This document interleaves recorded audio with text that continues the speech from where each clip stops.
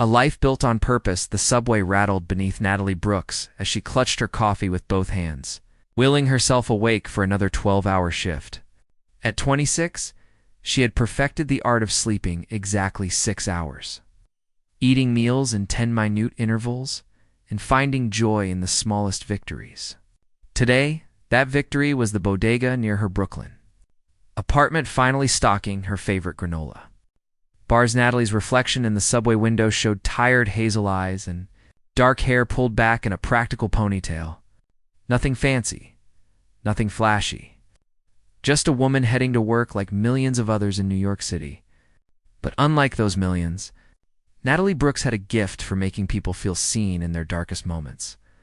Home before the storm, the Brooks family lived in a 3-bedroom apartment in Sunset Park that had housed 3 generations. Rita Brooks stood at the stove, as she had every morning for 30 years, preparing breakfast for her family. Frank Brooks sat at the kitchen table, his construction worker hands wrapped around a mug of black coffee, reading the sports section. "Morning, sweet pea," Frank called out when Natalie rushed in. "Already running 5 minutes behind schedule?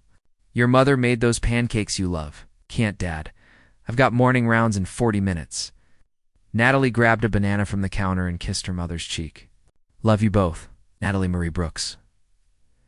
Rita turned from the stove, spatula in hand. "You need more than a banana. You're going to waste away." "Mom, I'm fine. I promise I'll eat at the hospital." Natalie was already halfway to the door. "At least take this." Rita handed her daughter a paper bag. "Turkey sandwich for lunch. And there's a cookie in there, too." Natalie hugged her mother quickly. "You're the best, Mom." Frank watched his daughter leave, pride and worry mixing in his expression. "She works too hard, Rita." "She gets that from you," Rita replied, returning to the stove. "Both of you think the world will fall apart if you take one day off." Where healing happens, Mercy General Hospital rose like a concrete fortress in Lower Manhattan, serving everyone from Wall Street executives to homeless veterans. Natalie loved it here. The chaos made sense to her in a way that nothing else did. She knew every hallway, every shortcut, every temperamental vending machine. "Natalie, thank God you're here."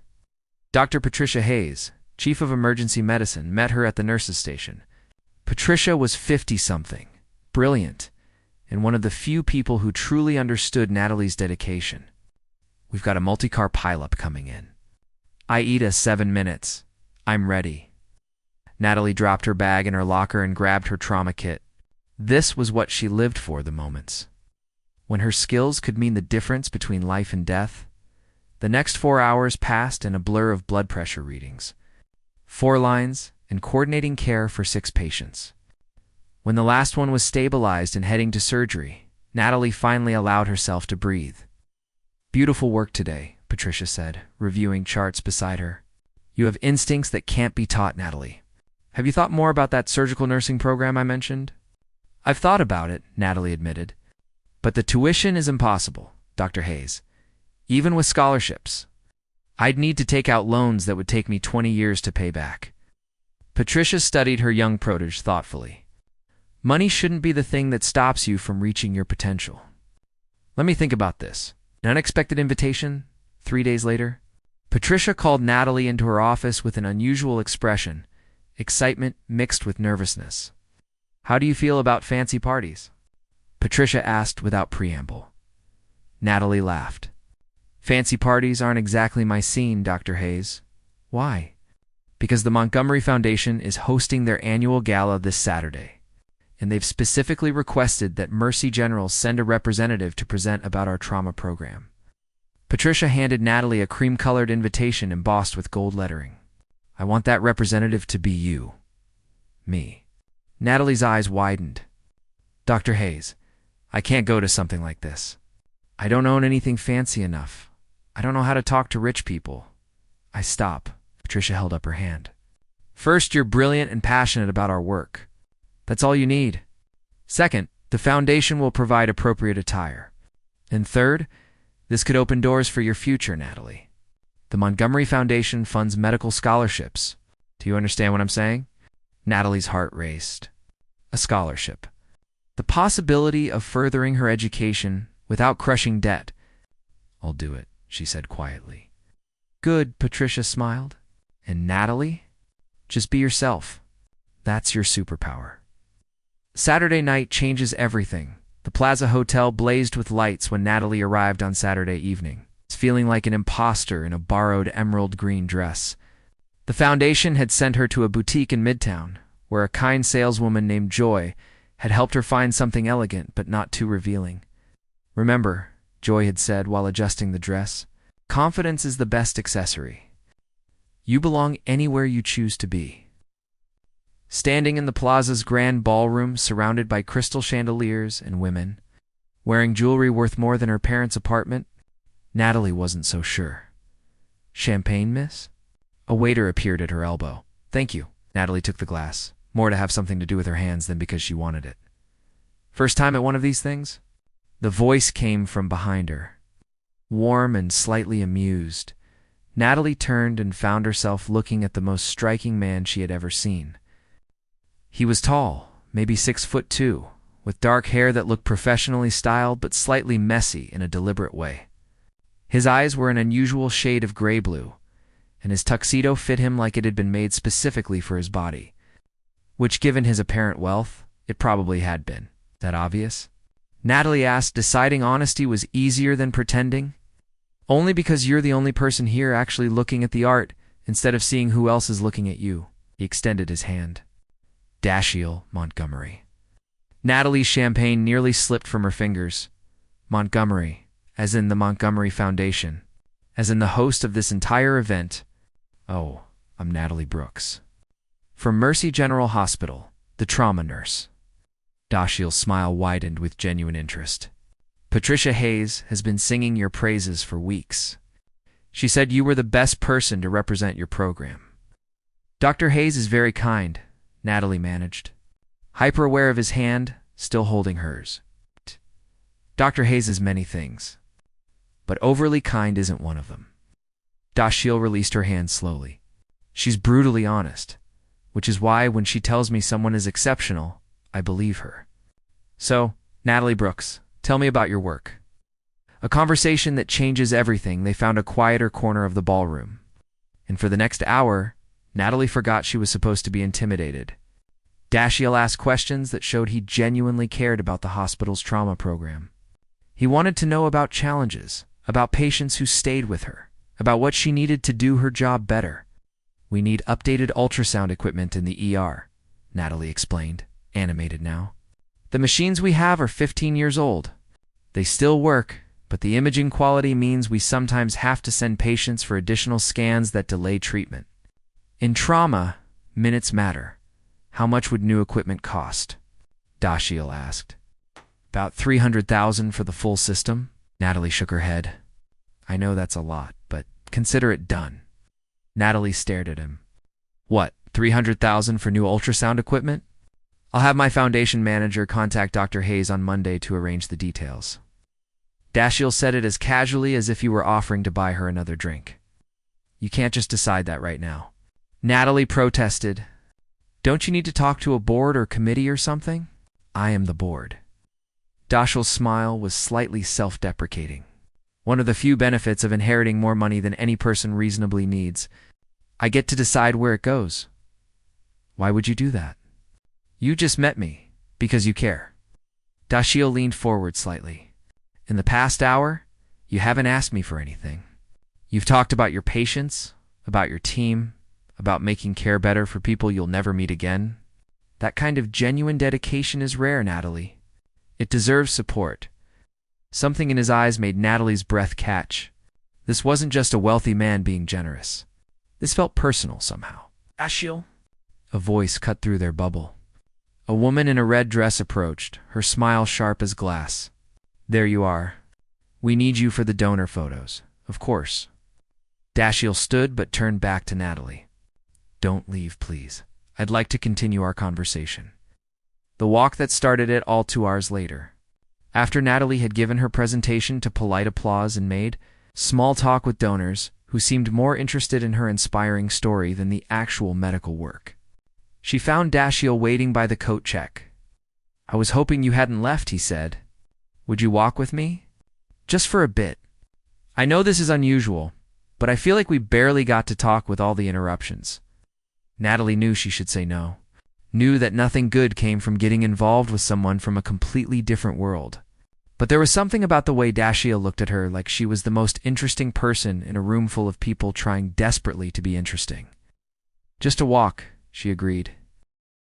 They strolled through Central Park, which seemed magical under the streetlights. ThisReal talked about growing up with expectations he never asked for, about losing his father young and inheriting a company he never wanted to run. Natalie talked about her neighborhood, about patients who became like family, about the overwhelming pressure of holding people's lives in her hands. Do you ever feel like you're living someone else's life? ThisReal asked as they paused by the fountain. Every day, Natalie admitted. My parents sacrificed everything for me to go to college. I can't waste that by wanting something different. But what do you want? ThisReal turned to face her fully. Not what your parents want. Not what your career demands. What does Natalie Brooks want? No one had ever asked her that before. I don't know, she whispered. I've never let myself think about it. ThisReal reached out and gently tucked a strand of hair behind her ear. The gesture was so tender that Natalie felt tears prick her eyes. I think you should start, he said softly. Because someone as remarkable as you deserves to want things just for herself. They stood there in the spring night. Two people from completely different worlds, feeling the beginning of something that terrified them both. The morning after. Reality Sunday morning light filtered through Natalie's bedroom window as she stared at her ceiling, replaying every moment of the night before. Her phone sat on her nightstand. ThisReal's number saved with trembling fingers at 2 a.m. when he'd insisted they exchange contact. Information. Just in case you think of anything else the hospital needs, he'd said with that smile that made her stomach flip. Or if you want to grab coffee sometime. You know, to discuss medical equipment. They both knew it had nothing to do with medical equipment. Natalie, breakfast. Rita's voice carried down the hallway at the kitchen table. Frank was already reading his paper while Rita set down plates of scrambled eggs and toast. The domestic normalcy felt surreal after the opulence of the plaza. How was the fancy party, Sweet Pea? Frank asked without looking up. It was fine. Natalie pushed eggs around her plate. I did the presentation. Met some donors. Rita sat down, studying her daughter with a mother's all-seeing eyes. Just fine. You got home after midnight.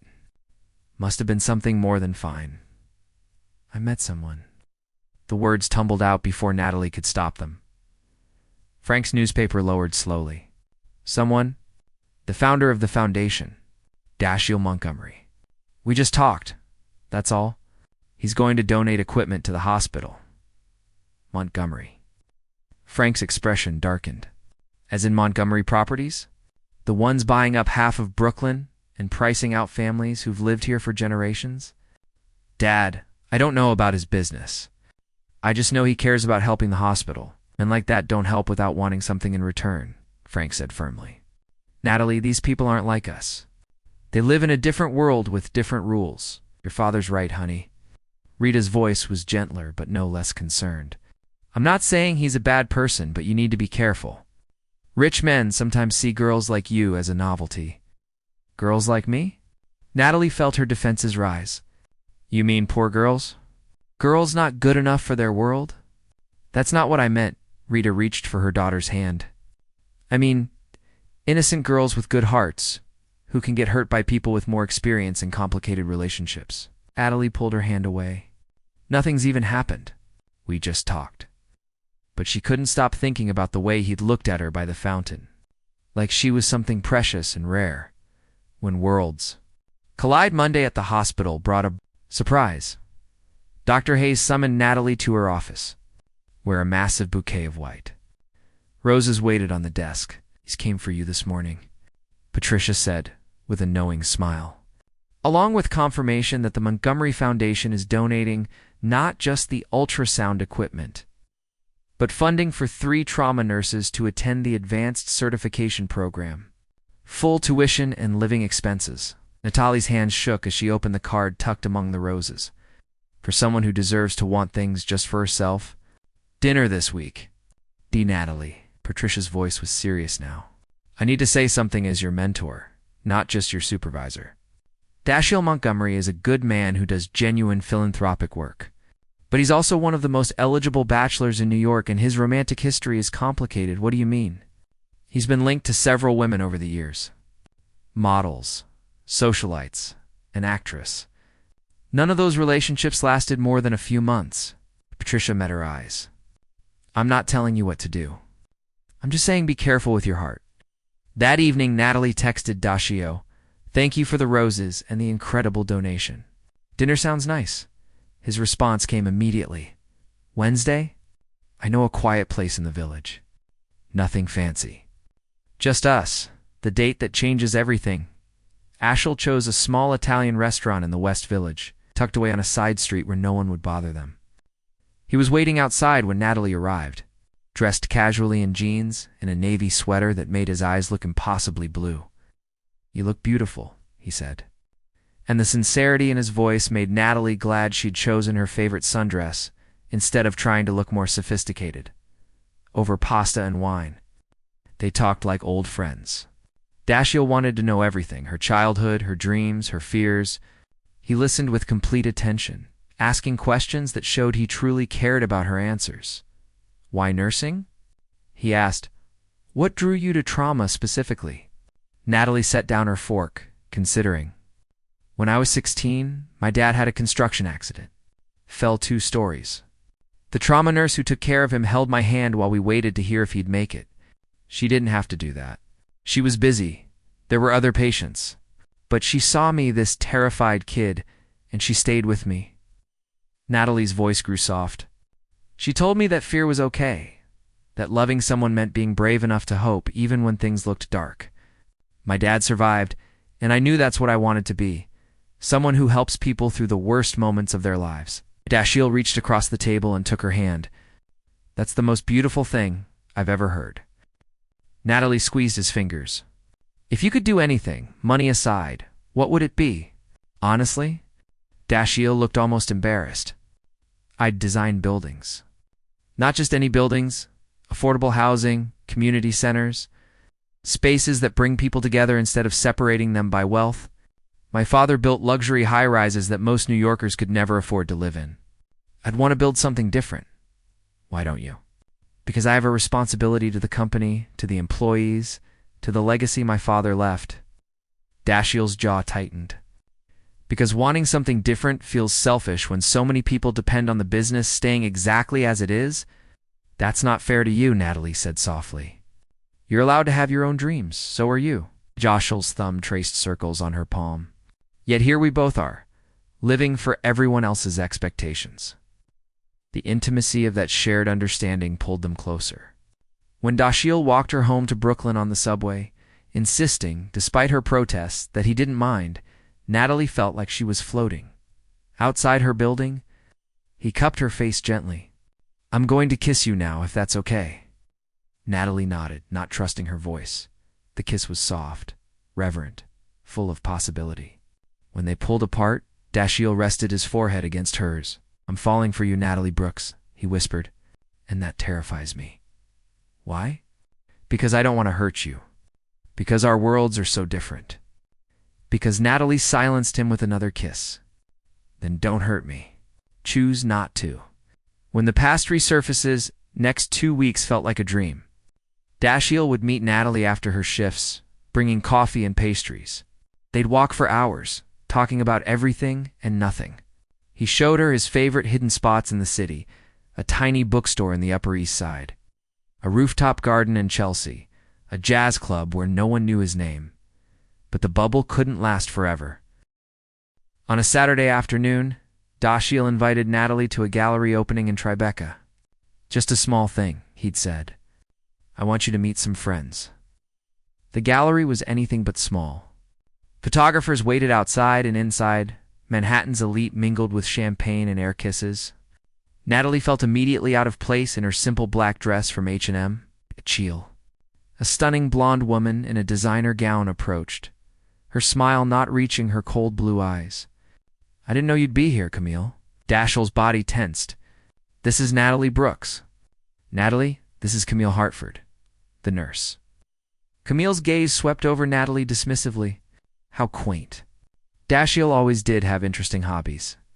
Camille Dashiell's voice held a warning. What? I'm just surprised. Camille sipped her champagne. After everything we had, I thought your next relationship would be with someone more suitable. But I suppose everyone needs a phase. Natalie felt like she'd been slapped. Excuse me, I need some air. She pushed through the crowd, barely making it outside before the tears came. How stupid she'd been to think this could work. She was exactly what Camille said, a phase. An interesting distraction for a bored billionaire. Natalie, wait. Dashiell caught up to her on the sidewalk. Please, let me explain. Explain what? That I'm just your latest charity case? Natalie wiped her eyes angrily. God, I'm so stupid. Everyone warned me and I didn't listen. Camille is my ex-fiancée. We broke up over a year ago because she cared more about my money than about me. Dashiell tried to take her hands, but Natalie stepped back. What we have is nothing like that. You have to believe me, do I? Because Dr. Hayes told me about your dating history. Models, actresses, socialites, women from your world who still weren't good enough for you long-term. Natalie's voice broke. What chance do I have? They weren't good enough because they weren't you. Dashiell's frustration spilled over. None of them saw me, Natalie. They saw Montgomery Properties and a bank account. You see me?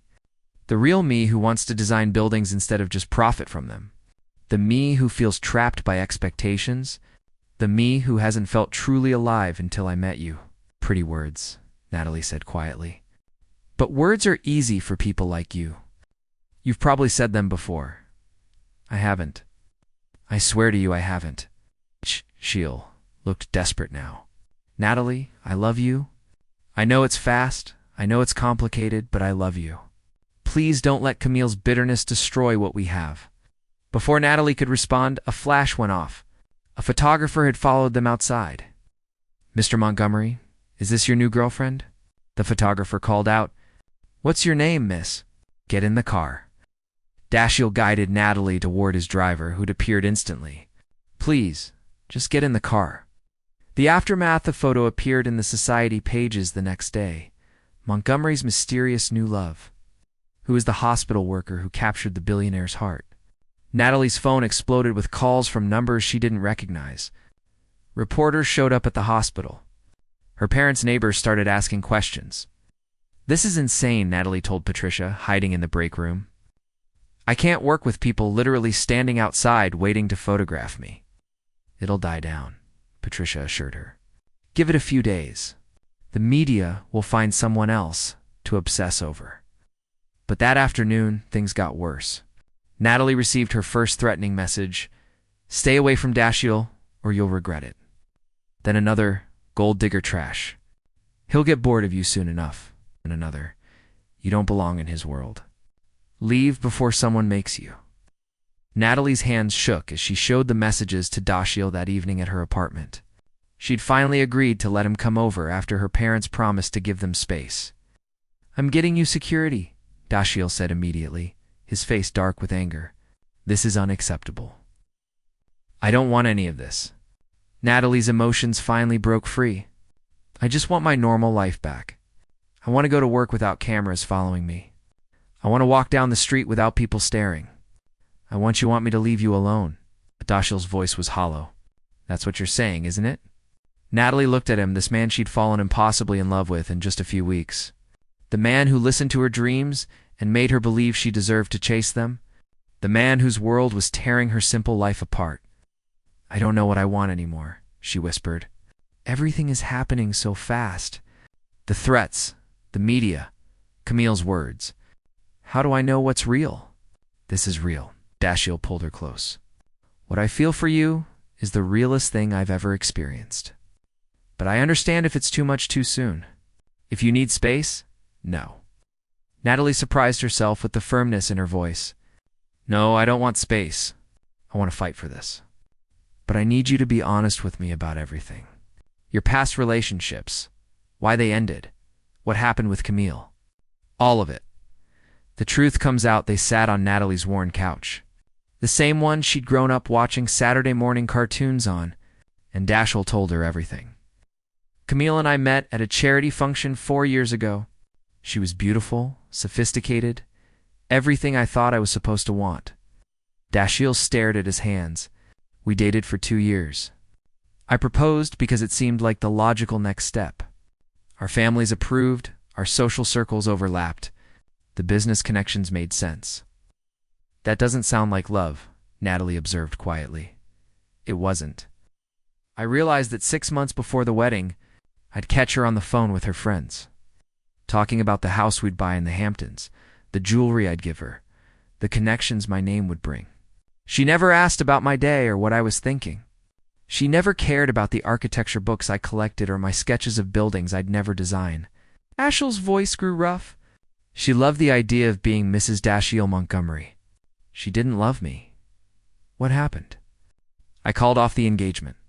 She was furious. Not heartbroken, just furious. She told everyone I'd let her on, wasted her time, damaged her reputation. Most of our mutual friends took her side because her family is more socially connected than mine. Dashiell finally looked at Natalie. After that, I dated casually, never seriously. There was Christina, the actress who wanted me to finance her production company. Madison, the model who thought dating me would help her career.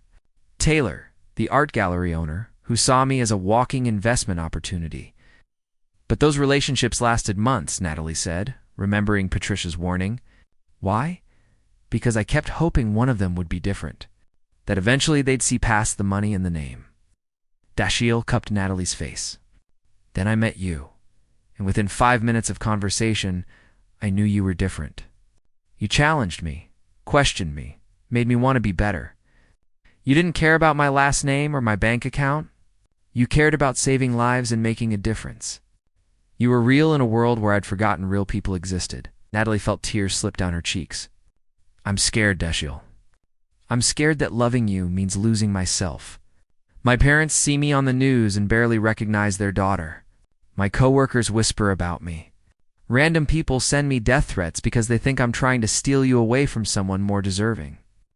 Then we changed the narrative. Dashiell's voice strengthened with determination. Instead of hiding or running away, we show them who we really are. Together. Taking a stand the next morning, Dashiell posted a photo on social media, something he rarely did. It was a picture of him and Natalie from the gallery opening, but not the dramatic shot the photographer had sold to the press. This was a candid moment, Natalie laughing at something he'd said. Dashiell looking at her like she hung the moon. The caption read, "This is Natalie Brooks. She's a trauma nurse who saves lives every day while I shuffle papers and make business deals. She volunteers at free clinics on her days off. She remembers the names of homeless patients others ignore. She makes me want to be the man I pretend to be at charity galas. She makes me believe I can build something meaningful instead of just profitable. I'm in love with her, and I don't care who knows it. If that bothers you, feel free to unfollow." The post went viral within hours. News outlets picked it up. Opinion pieces debated whether it was romantic or a publicity stunt. But the tide began to shift. Patients at Mercy General started asking for Natalie specifically, saying they'd heard about her dedication. Nurses from other hospitals reached out with messages of support. A high school in Brooklyn invited her to speak about healthcare careers, but not everyone was happy. The threatening messages intensified. Someone leaked Natalie's schedule to tabloids. Photographers camped outside her apartment building. Then, on a rainy Thursday evening, everything came to a head. Natalie was leaving the hospital when a woman approached her in the parking garage. Natalie Brooks? The woman was in her 30s, elegant in a way that screamed old money. "I'm Jennifer Ashworth, Camille Hartford's sister." Natalie's heart raced, but she stood her ground. "What do you want?" "To warn you." Jennifer's expression was surprisingly kind. "My sister is obsessed with Dashiell. She's the one sending the threatening messages, leaking your information to the press, trying to make your life hell. She thinks if she can drive you away, he'll come back to her." "Why are you telling me this?" "Because Camille needs help, not enablement. And because I've watched Dashiell for years, dating woman after woman, never truly happy. Then I saw that photo he posted, the way he looks at you. That's real love. My sister never had that with him, and she knows it. but she can't accept it. What do you want me to do? Meet with her. Let her hear from you directly that this is real, that ThisReal has moved on. Maybe if she hears it from you, she can finally start to move on too. Jennifer handed Natalie a business card. Saturday afternoon, neutral location. I'll be there to keep things civil. Natalie knew she should refuse. Should tell ThisReal and let him handle his ex-fiancée. But part of her wanted to face this head-on to prove she wasn't running from his past. Saturday at 2 p.m. Natalie agreed. But I choose the location. The confrontation that changes everything. Natalie chose the small cafe near Mercy General, where she'd spent countless hours studying during nursing school. It was public enough to be safe, but quiet enough for a real conversation. When she told ThisReal about the meeting that evening, he wanted to cancel it immediately. Absolutely not, he said firmly. Camille is unstable, Natalie. I'm not letting you face her alone. I won't be alone. Jennifer will be there. And I need to do this, ThisReal. Natalie took his hands. For myself, I need to show her, and maybe show myself, that I'm strong enough to be in your life. That I'm not some fragile thing that needs protection from difficult conversations. You're the strongest person I know, ThisReal said softly. But that doesn't mean you have to put yourself in an uncomfortable situation to prove it. Maybe I need to prove it too. Myself. Saturday arrived with bright sunshine that seemed at odds with the tension in Natalie's stomach. She arrived at the cafe 10 minutes early. Ordering a coffee she didn't drink while she waited, Camille arrived exactly on time, with Jennifer close behind. Up close, Camille was even more beautiful than in her photos. Perfect blonde hair, designer clothes, the kind of effortless elegance that came from a lifetime of privilege. But her eyes were hard, and her mouth was pressed into a thin line. So you're the nurse. Camille sat down without greeting, studying Natalie like she was an interesting specimen. I have to admit, you're not what I expected. What did you expect? Natalie kept her voice calm. Someone more obviously trashy, I suppose. Someone clearly using ThisReal for his money. Camille tilted her head. You're more subtle than that. The innocent act is quite convincing. Camille, Jennifer warned. It's not an act, Natalie said quietly. I'm just being myself. I know that's hard for you to understand. Camille's perfect facet cracked slightly. You don't know anything about me? I know you're hurting. I know you loved ThisReal, or at least loved what he represented. I know you're angry that he moved on, and you haven't. Natalie leaned forward. But I'm not your enemy, Camille. And threatening me, leaking my information, trying to destroy what ThisReal and I have, none of that is going to bring him back to you. You think you're so special. Camille's voice turned venomous. You think you're different from all the others, but you're not. In 6 months, maybe a year, he'll get bored. He'll realize you don't fit in his world. He'll find someone more appropriate. And you'll be left with nothing but memories and maybe a nice piece of jewelry as a parting gift. Maybe you're right, Natalie said, surprising both sisters. Maybe it won't last. Maybe we are too different. Maybe I'll get hurt. But I'd rather take that risk. I'd rather love him completely and have it end than spend my whole life wondering what if. Can you say the same?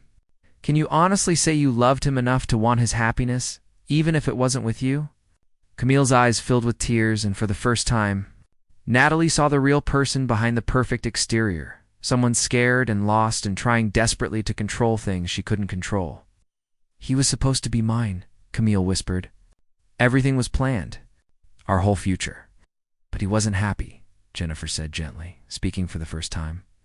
You know, he wasn't. He was going through the motions, because he thought it was expected. Is that really what you wanted? Camille was silent for a long moment. When she finally spoke, her voice was small. I wanted him to love me the way he clearly loves you. She looked at Natalie. I've never seen him look at anyone the way he looks at you in that photo. I'm sorry, Natalie said sincerely. I'm sorry you're hurting. But I love him, Camille. And I'm going to keep loving him for as long as he'll let me. Camille stood abruptly. I can't promise I won't still hate you, but I'll stop the messages and the leaks. You were right. None of it is bringing him back. It's just making me into someone I don't want to be. She paused at the door. Take care of him. He acts tough, but he's more fragile than he seems. After she left, Jennifer gave Natalie an approving nod. That took guts. And grace. I can see why Dashiell loves you. Bringing two worlds together that evening, Natalie proposed an idea to Dashiell. I want to have dinner at my parents' apartment. You, me, my mom and dad. Real dinner? Not some fancy restaurant? Just us getting to know each other. Dashiell looked nervous for the first time since she'd known him. What if they hate me? They won't hate you. But they might grill you pretty thoroughly about your intentions. Natalie smiled. Think you can handle it? For you. Anything. The following Sunday, Dashiell arrived at the Brooks' apartment with flowers for Rita and a bottle of wine for Frank. He'd dressed down in jeans and a simple button-up shirt. But his nervousness showed in the way he kept running his hand through his hair. Rita opened the door, appraising him with the stern eye of a mother protecting her daughter. So you're the famous Dashiell Montgomery? Yes, ma'am. Thank you for having me in your home. Dashiell's usual confidence had been replaced by genuine humility. Frank was waiting in the living room, his arms crossed. Have a seat, young man. What followed was the most intense hour of Dashiell's life. Frank asked direct questions about his business practices, his family, his previous relationships, his intentions toward Natalie. Rita wanted to know about his values, his faith, his understanding of what real love meant beyond romance and grand gestures. Dashiell answered every question honestly, even when the truth wasn't flattering. He admitted he'd been selfish in his 20s, focused more on building his empire than building relationships. He confessed that his company had been part of gentrification problems in Brooklyn, though he was trying to change those practices. He acknowledged that his world was full of superficial people and shallow values. But Natalie makes me want to be better, Dashiell said finally, looking at her parents with complete sincerity. She makes me question everything I thought mattered. She makes me believe I can use my resources and position to actually help people instead of just profiting from them. I love your daughter more than I've ever loved anyone. And if you'll let me, I'd like to spend the rest of my life proving I'm worthy of that love. The room fell silent. Rita looked at Frank, some unspoken communication passing between them.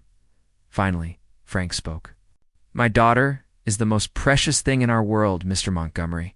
We worked 2, sometimes 3 jobs to give her opportunities we never had. We taught her values that matter more than money. We raised her to know her worth isn't tied to her bank account or her social status. I know, sir, and those values are exactly what I love most about her. I'm not finished, Frank said sternly. What I'm saying is, if you ever make her feel less than the incredible woman she is, if you ever treat her as anything other than your equal, if you ever let your world diminish her light, you'll answer to me. Understood? Dashiell met Frank's eyes. Understood, sir. And I give you my word, I would never do any of those things. Natalie is the best thing that's ever happened to me. I won't mess this up. Rita's stern expression finally softened. Well then, let's eat before dinner gets cold. And Dashiell, you can call us Rita and Frank. None of this sir and ma'am business if you're going to be around. Dinner was pot roast. Mashed potatoes and green beans, simple food that Dashiell praised with genuine enthusiasm. He insisted on helping with dishes, told stories about his late father that made Rita tear up, and asked Frank's advice about a construction project in a way that showed real respect for the older man's expertise. By the end of the evening, Rita was showing Dashiell photos of baby Natalie, and Frank was explaining his theory about the Yankees' pitching problems.